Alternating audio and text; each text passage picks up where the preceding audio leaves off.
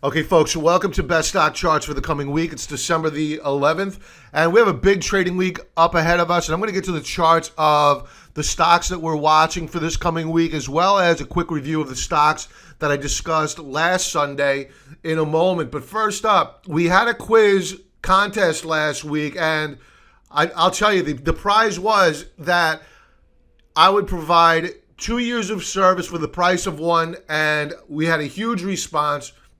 I think I'm going to be working about a year for free. So I don't know how often I'm going to repeat that prize. I may have to put a cap on the number of people that are eligible to subscribe for it. But with this week's poll is going to be at the end of the video. And there will be 3 poll questions, 1 quiz question. And the first 10 people who get the quiz question accurate, well, then they'll be eligible for this week's prize of getting the gold plan services for the price of the silver services, which is a big, big discount if you buy the annual package. And you'll get the customary annual discount on top of that. A link will be provided. Take advantage of it, and we'll get you started at the Contrarian Trader.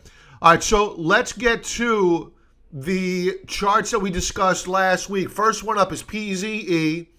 This was an extreme oversold stock. It rallied last week. A perfect contrarian trade. Rallied from a low of 4.77 up to 5.27. This topping action was an indicator telling you had to get out, and the shares have since pulled back. I think that what we may be setting up for here is a double bottom setup. Volume to the downside was very low, so there may be some more upside potential here, but as a contrarian trade, it's off of our watch list now. The short-term swing trade to the upside has been had, and now if you're looking to get involved here, you're a believer that either A, if you go on along the shares, that we're going to put in a higher low or a W formation will form, and then we'll break out above the pivot point at 5.27. If you're looking to short it, you're looking for a break below this support level here at 4.66, and then it's down to the next support level. Next chart up, AAAP, Advanced Accelerator Applications. Daily chart.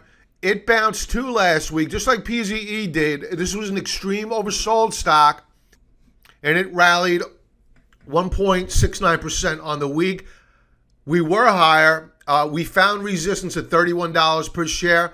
I don't like this formation. Lots of topping action here, meaning sellers selling into strength. They're fading the rally. I think that we're going to break down below this lower band of support. So I would not be a buyer of AAAP. If anything, I would be looking to now short it. Yes, last week we liked it as a long because it was extremely oversold. Now we're looking more towards shorting the shares on a break below the lower band of support.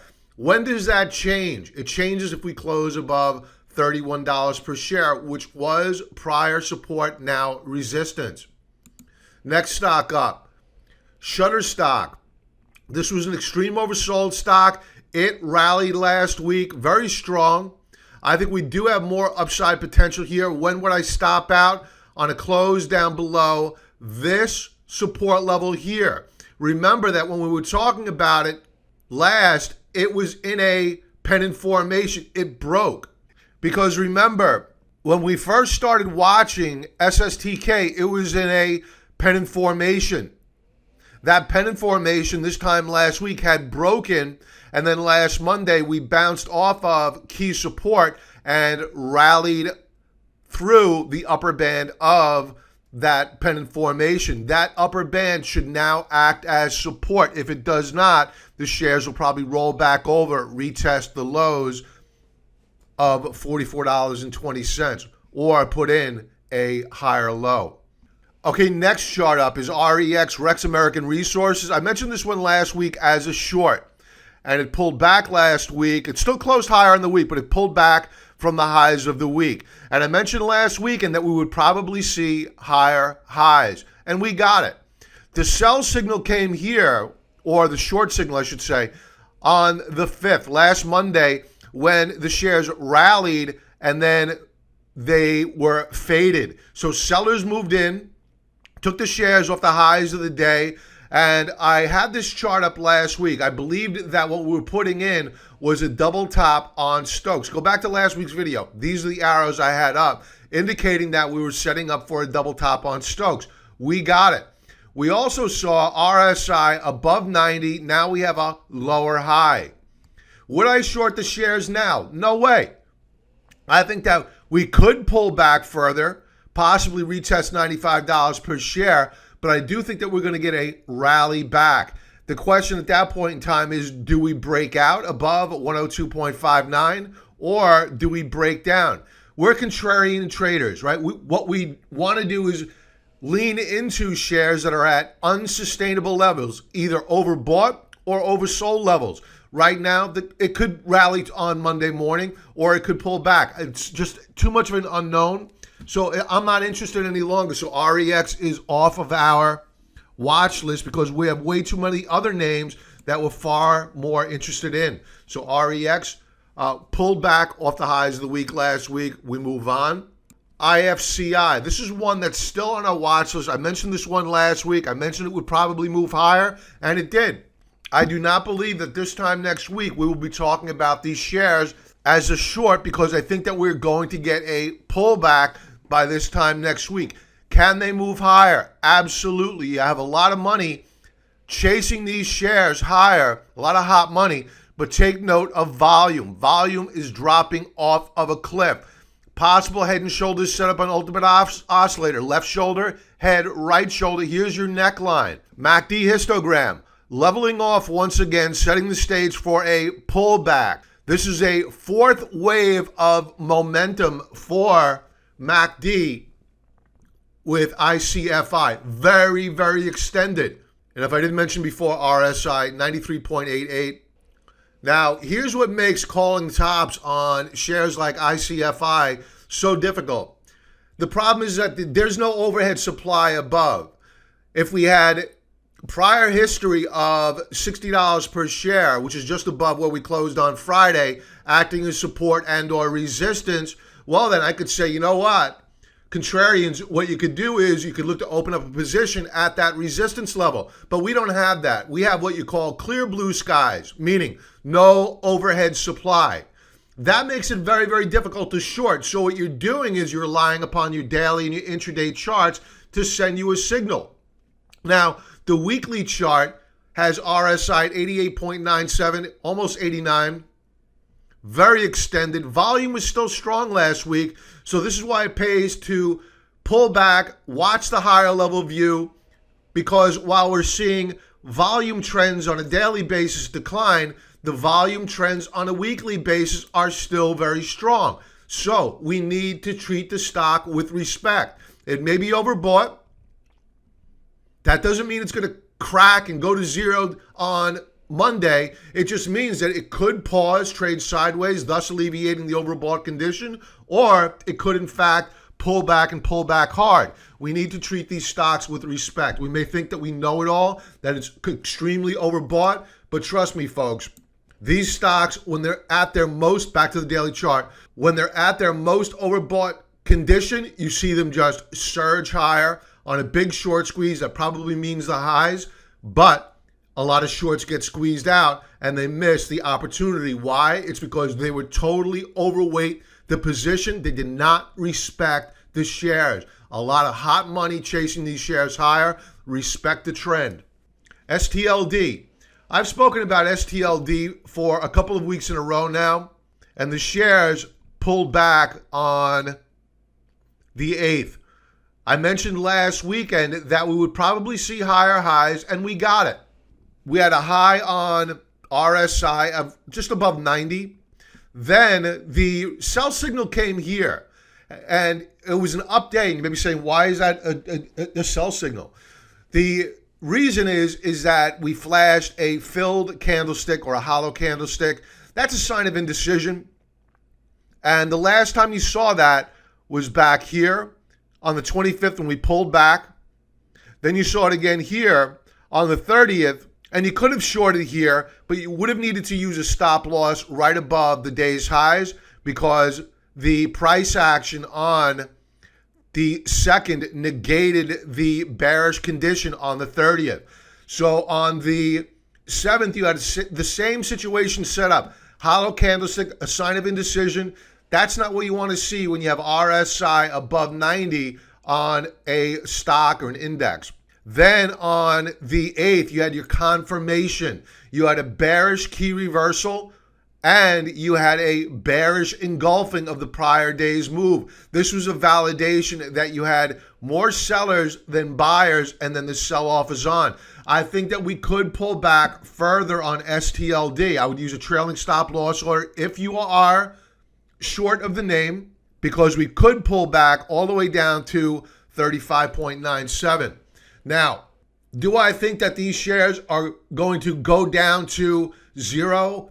Are they going to crack? Is the bull market rally on STLD over? No, I don't. I think that what's going to happen here is that we're eventually going to flash a bullish key reversal. If you're not familiar with technical analysis, you're wondering what a bullish key reversal is, this is a bullish key reversal. Check your chart November the 14th and also 2 consecutive days on the 15th. These are bullish key reversals. When you get that, that's a buy signal, but only up to the point where you see it rally up to 40.17. Be cautious there, because the question will be, do we break out or do we break down? Because the test is always at the top. Volume to the downside, very strong. It implies that we're probably going to get a further pullback. Lower highs and ultimate oscillator. MACD hasn't gone negative yet. It looks like it's going to.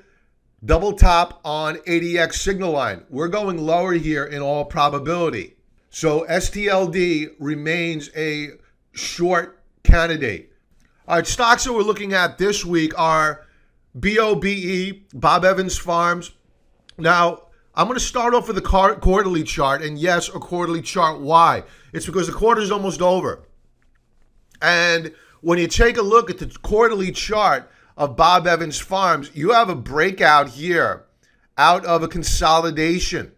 And the next stop, because we do have resistance above, is at 56.66. So this is us paying attention to the really high level view of where the stock has been, what it's doing, and where it's probably going longer term.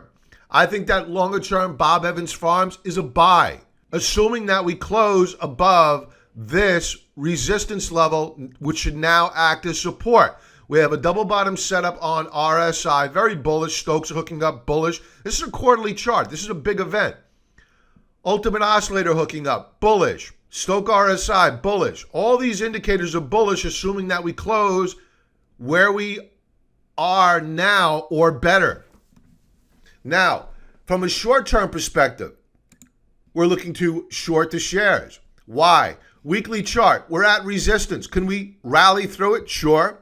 We're open-minded. We know from the quarterly chart and the weekly chart we have resistance at 56.66. It's quite possible that we get there. We're not that far away. Last week we rallied 20.28%. Huge move. Volume, very, very strong. We have institutional accumulation, so we have to, by default, respect the shares because there are a lot bigger players out there trading these shares than what we are. Daily chart. Okay, so what are we doing on a daily basis? We have RSI at 92.53. Folks, I am frothing at the mouth wanting to short these shares, but I can't just yet. Why?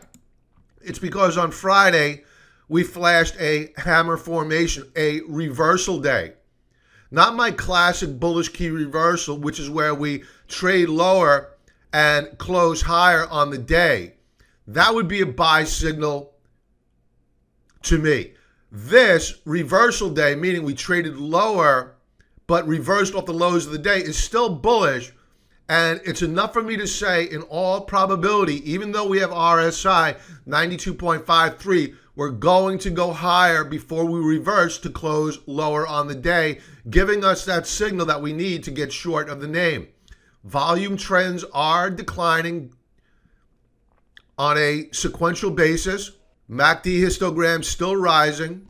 So I still think that we have more upside potential here. I'm not ready to short these shares just yet. Numbers, more to come. BOBE is definitely a watch. All right, Goldman Sachs. It gets a lot of flack for this one. And you know what? Probably some of it rightly so. We decided to short Goldman Sachs. Earlier in the month, we had to stop out of half of our short position. But now we are looking to add back that short position. And I'm glad that we stopped out because the shares proceeded considerably higher. So on a weekly basis, we are trading with RSI 86.26. We're trading above the 2 standard deviation Bollinger Band. If you bring up the 3 standard deviation Bollinger Band, let's do that now. And this is actually a clue, what I'm doing right now, as to the quiz question that you could take immediately following this video, but stick with me. We are leaning into the 3rd standard deviation Bollinger Band. In short, folks, we're not supposed to be here, but that doesn't mean it can't go higher. Now, the game plan here is not necessarily to use the common stock as our strategy for adding to our short position on Goldman Sachs. In all probability, we're going to use a bear put spread to leg into our short position of Goldman Sachs. What that does is it discounts the put options that we're using. And while, yes, it caps the maximum amount that we're able to make, it also reduces the cost it takes to put on the trade, and it provides us a hedge. So members, we're going to discuss our short of Goldman Sachs in the week ahead commentary immediately following this video. Now, on a daily basis, we have RSI 86.66. On Friday, I thought we were going to close with a doji star formation. We didn't. We rallied back in the final minutes of trade, flashed a bullish key reversal. What does this imply to me? It implies that we're going higher. Volume, very strong. Institutional accumulation. You have your 3rd cabinet member that is a former Goldman guy, and they're going to be set for the duration of the Trump administration. You can't ignore it. Stokes are very, very mature. ADX is just shy of 70, very, very overbought. I don't think that this time next week, and I could be wrong about this because I already got burned, I don't think next week we're going to be talking about Goldman Sachs as being an extreme overbought stock. I think what we'll be doing is doing a hindsight review of how it peaked out and how we opened up our trade to the short side, or I should say added to our short trade to the short side using that bear put spread. So yes, I do believe the path of least resistance remains higher in the very short term, but I will be looking to short Goldman Sachs quite aggressively in the coming days. And I believe that the Federal Reserve meeting next week is probably going to be a catalyst to the downside, not the upside. Next chart up, TZA. I mentioned this last week. We did not trade TZA last week. Why? It's because the path of least resistance, when you take a look at the IWM, remains to the upside. This is a weekly chart of IWM. We are leaning into our 3rd standard deviation Bollinger Band, and it looks as though we want to go higher. Folks, this is one frothy market. Volume, very strong last week, but again, it doesn't mean it can't go higher. Daily chart. Now, when you take a look at the daily chart of IWM, on Friday, we flashed a doji star formation and a filled candlestick. This is a sign of indecision. Now, we could consolidate sideways, or we could rally and flash a bearish key reversal. That would be a short signal for this market. Volume, still strong. But what you should note is that while volume was strong on Friday, you didn't have much price movement. That's a sign of churning. Possible double top on MACD. Lower high on Williams percentage R. Again, like I just mentioned with Goldman Sachs, I think that this time next week we'll be talking about the pullback on IWM that we saw the past week. So stay tuned for next week's best stock charts when we do the post-mortem. Back to the TZA. Let's go to the daily chart. All right, so the daily chart, very similar, but inversely the same chart of what we had on the IWM. We're trading down below the 2 standard deviation Bollinger Band with a filled candlestick and a doji star formation. Take note of Stokes putting in a higher low. RSI put in a lower low. We have RSI at 22.45. All All right, so I think that the path of least resistance remains down for the TZA and up for the Russell 2000. So what do I think is going to happen, or what am I looking for? 2-hour chart. All right, so here's our 2-hour chart. We have an upper band of resistance. We haven't broken out above it. We've rallied up and into it. I think we pull back. If we don't pull back and we close above this upper band of resistance, that to me is a buy signal. If we break down below 18.56, we sit, watch, and wait. We do nothing because in all probability, we're going considerably lower. We're probably going to see a 17 handle as we proceed into the Fed meeting. MACD putting in a higher low. So TZA will probably be long of this coming week. Members, we, of course, will be sending out an alert. Our next chart up is EYES. EYES is more of an investment type stock that I'm looking at this as a longer term play, because on this weekly chart, you could see that RSI last week broke out above the upper band of resistance. On price, we haven't broken out yet, but we're very close. We were in a downtrend channel. We saw capitulation selling back during the week of October the 31st. We've been consolidating ever since, and we now have a higher low. I think that we're breaking out on EYES, and I think that what we're going to have here is a long-term bull run on EYES. So we're going to be looking to add this one to our investment portfolio. We broke out last week on Stoke RSI, higher low on Ultimate Oscillator, Stokes double bottom setup with a handle forming, like a cup with handle formation. So I really like the chart of EYES as an investment. No need to talk about the daily chart. Members will keep watching this one and we'll talk about it as time goes by. Speaking of as time goes by, if anybody doesn't get that pun, watch the movie Casablanca and you'll know exactly what I'm talking about, because the next stock up is Rick's Cabaret. Now, this is a monthly chart. The purpose of the monthly chart is, while yes, it is to show the resistance levels above, because we are looking to short RICK. It's also to illustrate that while we may be looking to short RICK for short-term scalp, longer term, the shares are breaking out of a huge pennant formation and they're off to a big bull run. So longer term, we'll probably be looking to buy Rick's Cabaret as a long, but in the short term, we're looking at it as a short. Now, daily chart, we have RSI 90.56. We have resistance above. We started seeing some topping action on Thursday. Actually, last Tuesday, you're seeing a little bit of selling at the back half of the day. The shares are not closing at the highs of the day. That should be a concern, but still a healthy chart. This is a very strong uptrend, but unfortunately one that is unsustainable. We are leaning into the third standard deviation Bollinger Band in green. Volume, though, very strong. You can't fight these guys. These are institutions. Possible double top on slow Stokes. MACD still looks good. I still think that RICK moves higher, so I'm not quite ready to short this one yet. I think we're going to see higher highs early this week. But I think that when we review this chart this time next week, we will have seen an intra-week pullback.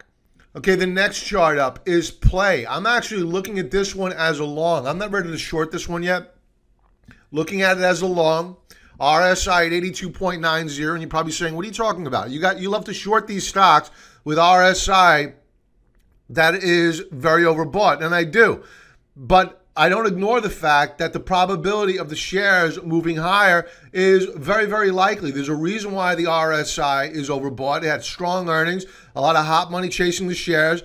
The S&P 500, the Russell 2000 is in a bull run, so the probability of the shares making higher highs is very good. Now, I'm not basing my opinion on the daily chart because, to me, we've paused. And that pause is no reason to go selling. It's a reason to go checking out the intraday charts. In this case, I'm going to start off with a 2-hour chart. And here you have it. What's it doing on a 2-hour basis? We are in a triangle formation with bottoming tails. I think we're breaking out. So I wouldn't buy it until we get that breakout. And if we get a breakdown, I'm not willing to short it right now, but I certainly wouldn't buy it if we break down below this lower band of support. The reason why I think it's going higher is reflected on a 5-minute chart. Here you have it. You have an inverted head and shoulders setup. Left shoulder, head with a double bottom setup and a higher low, and right shoulder. I think that we're probably going to break out above 57.49. That's going to set the stage to take us up to much higher highs. RSI is putting in higher lows. Stokes are breaking out. Volume into the close, very strong. I think PLAY is a buy. It's probably going higher. And we'll probably be talking about shorting it in the coming days, but right now it looks like a buy. Assuming that we get a breakout, as I just discussed, on the 2-hour chart. Very, very critical. Next chart up, Ball Corp. This is one I haven't spoken about in quite some time, but one that is shaping up very, very nicely. In fact, I did a scan of bearish plays, and I do this quite often. I do a scan of bearish setups that occurred 3 days ago to see whether or not they did follow through to the downside or were they negated. And I'll talk about what I mean in a moment. And in this case, Ball Corp negated its bearish setup and in the end had a very, very bullish week last week with a bullish key reversal. It cannot be ignored. Now, would I go buying it now? No. When would I go buying it? I'd go buying it on a breakout above this upper band of resistance. That's my best risk to reward entry point. We closed above the 50-period moving average, very critical, but still below the 20-period moving average. Stokes are hooking up. RSI hooking up. No reason to go buying just yet. Stoke RSI, double bottom setup breaking out. Volume was weak last week. Now, a word of caution, we might rally, but watch out for possible. Just possible head and shoulder setup, left shoulder, head. Watch out for the formation of a right shoulder. Now, Williams percentage R, I don't talk about this one all that often because it doesn't send signals all that often, but every once in a while it does. And in this case, we have a double bottom setup on the 80 mark. It did not make a lower low. That's good stuff. We put in a very strong low back in June. We're now putting in higher lows. That's what you want to see when you're looking at a chart from a macro view, a 30,000-foot view, which is the weekly chart. A 60,000-foot view is the monthly chart. You're looking to see divergences, and we're getting them. So BLL is looking good with this bullish key reversal, but we need to see higher highs. Then we'll look to get long as an investment of Ball Corp. And that's it for this week's best stock charts, folks. In front of you should be this week's quiz questions and poll questions. The winner of the first 10 winners, I should say, of the quiz question prize is that you get 1 year of gold membership at the price of silver, a huge discount, assuming that you sign up for the annual membership. And to get the answers to the poll question, we won't know them until this time next week. Enter your email address. I'll be sending out the poll question. See where you rank relative to your peer traders. I'll be sending it out next week when I send out best stock charts for the following week. Members, let's segue into the week ahead commentary, which is where we review the health of the overall markets and we review not only our positions, but how we plan on adding to our Goldman Sachs trade using a bear put spread. Okay, members, let's begin with the economic data that's coming out next week. Yes, we have the FOMC meeting on Wednesday, and for next week anyway, that's the Pimp Mac Daddy of them all in terms of economic data that can impact the market. But on the 14th, that's when we're going to kick off the